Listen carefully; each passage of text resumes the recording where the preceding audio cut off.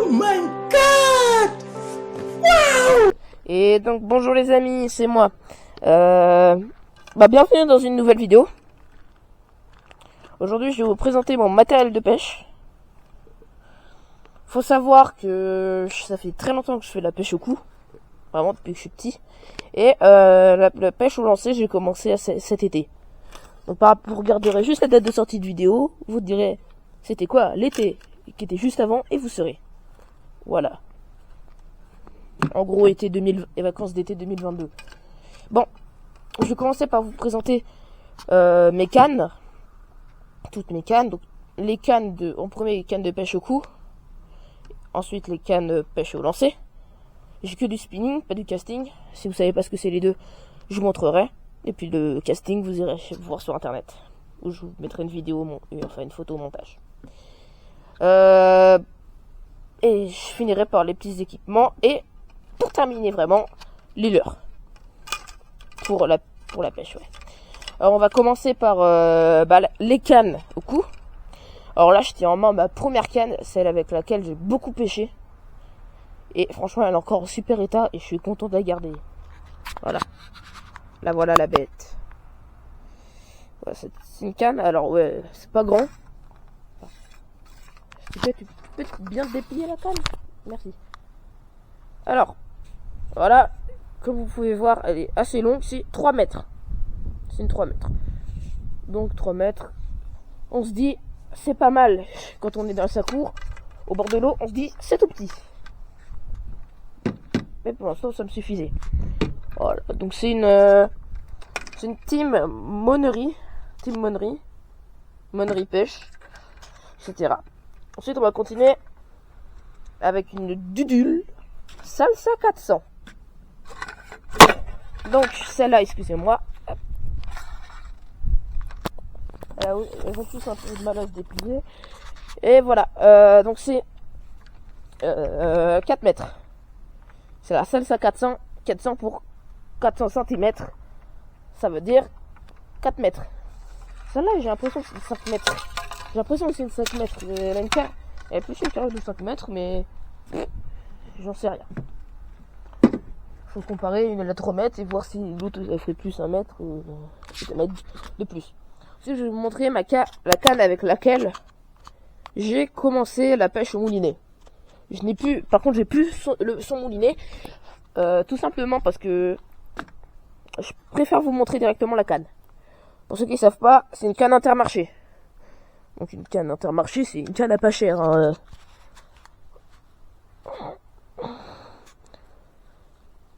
Faut pas se casser les noix, c'est pas cher. Intermarché, c'est pas cher. 25 € je crois pour la canne et le moulinet. La canne est bien. Un peu lourde, mais ça va, franchement. Mais le moulinet, lui, je m'éloigne un peu de l'Intermarché là qui... Ah non, justement, l'Intermarché est plus vers là-bas. Je m'éloigne un petit peu plus. Le moulinet est pourri, nul, naze. Le frein m'a pété dans les doigts au bord de l'eau. J'étais en train de... ça c'était sur la canne de mon frère. Son frein a sauté. Donc j'ai essayé de le remonter, je vais remonter. Et en réessayant, il a ressauté et toutes les pièces... Enfin beaucoup de pièces sont cassées, tombées à l'eau et tout. Puis mon moulinet, c'était tout simplement la manette qui... en gros, c'était pas... Genre tu la vis, tu la dévisses pour bien remettre, on va dire, la partie qui tourne là. Je sais pas si vous verrez bien. Là, ça là. Ça pouvait se plier. C'était un petit, t'appuies sur un petit bouton et ça pouvait se plier. Sauf que là, en fait, ce bouton là, il avait cassé et on pouvait plus mouliner avec parce qu'à chaque fois, ça se repliait. Donc, là, vous verrez, on a mis des anciens moulinets. Hein. Franchement, je crois qu'ils ont 15 ans, ceux-là. Peut-être même plus. Sur la petite canne Intermarché. Et le leurre salsa. Le leurre salsa. Je l'aime bien ce petit leurre là, il est sympa. Donc, ça c'est là les cannes que je vais vous montrer qui restent, c'est celles que j'ai eu à Noël. Donc là ce fil là je l'ai à Noël, donc c'est du spinning casting aussi. C'est un bon fil. J'ai pas encore pu le tester, mais c'est un bon fil, ça se voit. J'ai de l'œil. Oh bah, attends, excusez-moi. On va ouvrir ça. Double nœud pour... J'ai fait un double nœud pour éviter. Et oui, parce que oui, ma deuxième canne est dans une pochette. Bah oui, bah oui. Faut y faire très attention, cette canne. Mais zut, non, la pochette est tombée à l'eau. Ah, ça va, c'est... Ah, c'est une pochette étanche. Alors, je suis soulagé. Excusez-moi que je ramasse ça. Pardon. Je vous pose ma vite fait. Excusez-moi, hein, c'est le temps que je monte la canne.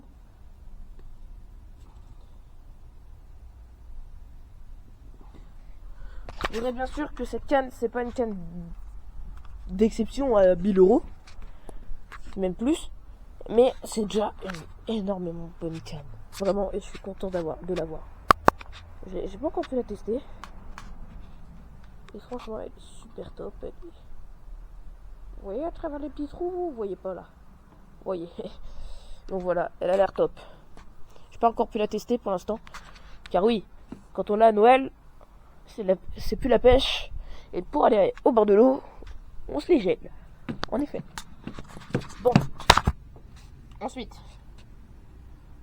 Ah, parce que vous croyez qu'il n'y avait pas de suite. Assez logique, ça aurait pas été étonnant de ma part. Mais malheureusement pour vous, il y a une suite. Et ouais, vous devez rester sur cette vidéo. C'est étonnant. À quel point je suis énervant. Aïe, aïe, attendez. Excusez-moi. C'est juste pour que je la remette.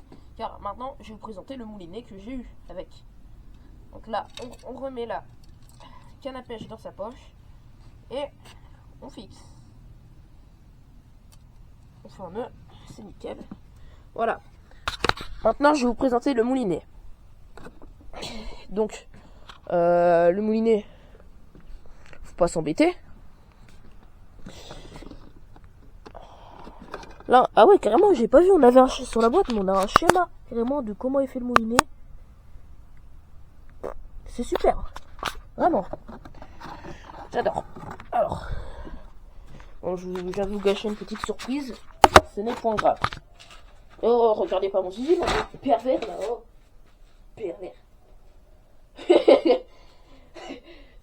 Les voisins, ils vont me prendre pour des idiots. Ah bon. Ils vont entendre dans le cabanon, regarde pas mon zizi. Mieux vaut pas savoir ce qu'ils vont penser. Ah là là là là. Voilà. Je m'assois à côté de vous. Voilà. Ça, vous allez bien pouvoir le voir par rapport à la lumière. Bon, là, désolé. Avec le jeu de lumière, on voit pas très bien. Mais en fait, il est vert et noir. Voilà. Toujours la marque. C'est un Gunky. Ah oui, parce que du coup, je vous ai pas dit... c'était quoi mon autre canne, quoi. Alors, mon autre canne, c'est aussi une Gunky. C'est une Trooper S5 198 cm. Enfin 198 M, mais pour moi c'est en gros une 2 mètres quoi. Longueur 2 mètres. Avec du coup toujours Gunky le moulinet. Et attendez parce que là non je ne le retiens pas. C'est un Trooper FV25. Voilà. Donc je vais aussi le ranger celui-là. Parce qu'ils ont tous leur poche de rangement. En attendant, regardez. Regardez ce machin là. Ok? Ça c'est pas bien de fumer. Je l'ai trouvé dans le cabanon. Des saucisses, comptez pas là. Une knacky au chocolat. Tu l'as mangé, t'as fait caca. Oh la vache. Je vous demande de vous abonner. Abonnez-vous, s'il vous plaît. Ça pourrait m'aider pas mal, quand même. Ça pourrait même bien m'aider. Alors, donc là, on va aller dans l'équipement. Bon, là, on a une petite boîte qui a déjà servi à faire un peu de béton et de l'amorce. Me demandez pas pourquoi elle en est là aujourd'hui. Donc, dedans, on a un Harposcan. Alors, ce Harposcan là, c'est vraiment...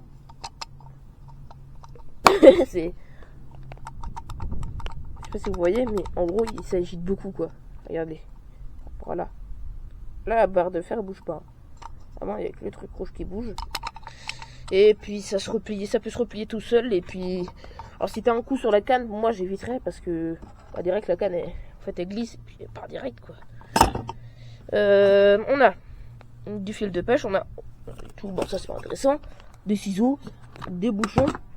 Ah, et ça, je vais vous laisser 5 secondes pour deviner ce que c'est. 4, 3, 2, 1. Si vous n'avez pas deviné, c'est un dégorgeoir. En fait, on fait passer le fil là. Et en fait, c'est pour retirer l'hameçon de la bouche des poissons quand l'hameçon est trop profond. Ou très dur à enlever. Mais souvent quand il est trop profond. On va continuer. Bon là, alors ceux qui savent pas, c'est pour mettre des lignes. Ça. C'est pour mettre des lignes. Du coup. En gros, les lignes qu'on met sur les cannes à coups. En partie. Et ben, on les enroule dans ça. Donc voilà. Là, c'est pas préparé. Vous vu rien. Wow, regardez. On dirait pas à la caméra, mais il est super près. Hein. Je dirais pas qu'il est à une centaine de mètres du sol. Mais je dirais au moins de 500 mètres. Et oui, je m'y connais pas. Ces arbres-là, selon moi, ils font une centaine de mètres. Je sais pas, moi.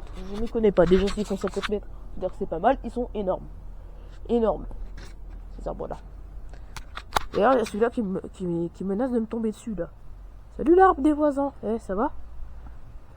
Évite d'envoyer trop de pommes de pin, là, chez moi, là. S'il te plaît. Je sais pas si t'es un pain, un sapin, tout ce que tu veux. Envoie juste pas de pommes de pin chez moi, s'il te plaît. Ouais, parce que... J'arrive. En gros, à ce moment-là, petite pause, mon frère m'appelait et du coup, j'ai dû couper. Je suis revenu beaucoup plus tard, ici, maintenant, pour vous présenter mes leurres. Donc, je vous laisse avec la suite. Voilà. Voilà, donc je vais vous présenter mes leurres. Il faut savoir que je les ai eus avec une boîte à 2 faces. Donc, une boîte de rangement pour leurres. Avec quelques rangements, je sais pas si vous voyez bien. Donc, on peut placer un leurre là, voilà, comme des rangements. Et 2 faces. Comme ça, c'est plus pratique. Donc, je vais commencer par des Vibrofat UV. Donc on en a un couleur un peu orange chair de saumon. Plutôt sympathique. Je l'aime bien. Je vais pas m'acharner sur les leurres aujourd'hui. C'est un peu compliqué. Étant collégien, moi je dois aller au collège demain et donc je dois au plus vite terminer cette vidéo. Mais c'est pas grave. Je prends quand même du temps. Donc on a un petit leurre jaune un peu transparent, un peu translucide, transparent, tout ce que tu veux. Surtout translucide, je pense qu'il se passe la lumière, avec des paillettes. On a ensuite un, plus pour les eaux troubles, vert à paillettes rouges. Oui, c'est scintillement. On a celui-là un peu couleur pour appâter la truite. Et certains utilisent pour aussi appâter les autres poissons. Là, comme ça. Un très bon leurre. Très bon leurre. C'est pas ma catégorie préférée, on va dire. Avant, j'en avais un aussi transparent gris, mais un ami de mon frère l'a perdu dans l'eau en cassant ça. Parce que sa ligne a cassé, il l'avait même pas accroché au fond, c'est juste que sa ligne, en fait, son fil s'était d'accroche, quoi. Bon. Ensuite, on a donc un shad. C'est un nid, je sais plus comment c'est. Je crois que c'est ça, un shad nid. Rien marqué dessus. On a une petite marque, la marque, je pense, dessus. Voilà. Donc, comme vous voyez là, ouais, vous voyez quand même bien. En haut, là, on dirait c'est un peu noir, mais en fait c'est bleu. Et en bas, bah, là, vous voyez bien, il y a vraiment un ton rouge. J'ai un deuxième shad. Donc lui, vous voyez là, ouais, en haut c'est plus violet et en bas c'est plus vert. C'est le même. On a exactement le même que les deux précédents en blanc. Voilà. Des comme ça, j'en ai 4. Bon, un qui est sur la ligne de mon frère. Vous avez vu aussi le Sandra qui est sur ma canne Intermarché. Et donc, oui, pour terminer, on a mon préféré. C'est aussi un shad, mais pas le même modèle en fait de shad. Donc, je vais vous laisser admirer. Donc, ça, ce serait alors un shad GT13. Un shad GT13. Voilà. Donc, celui a la particularité d'avoir un œil couleur, avec la couleur et tout, comparé aux autres. Plus grosse tête plombée et plus grand. Par exemple, si je prends un des vibrofat qui font tous la même taille, je mets les deux têtes plombées à côté. Bon, à côté, à peu près. C'est presque la même longueur, mais c'est pas exactement la même. Vous verrez que le vibrofat est un peu plus court. Si je prends par rapport aux autres shads, voilà, et deux têtes plombées à côté. Voilà, deux têtes plombées à côté.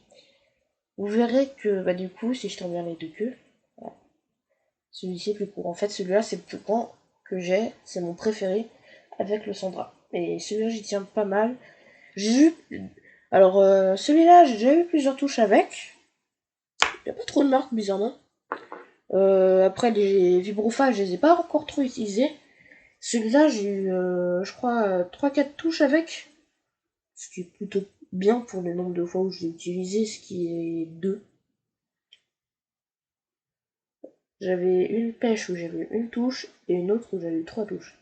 Donc là, on voit qu'il est un peu abîmé sur le dessus, mais c'est quasiment rien. Là, vous ne le verrez pas.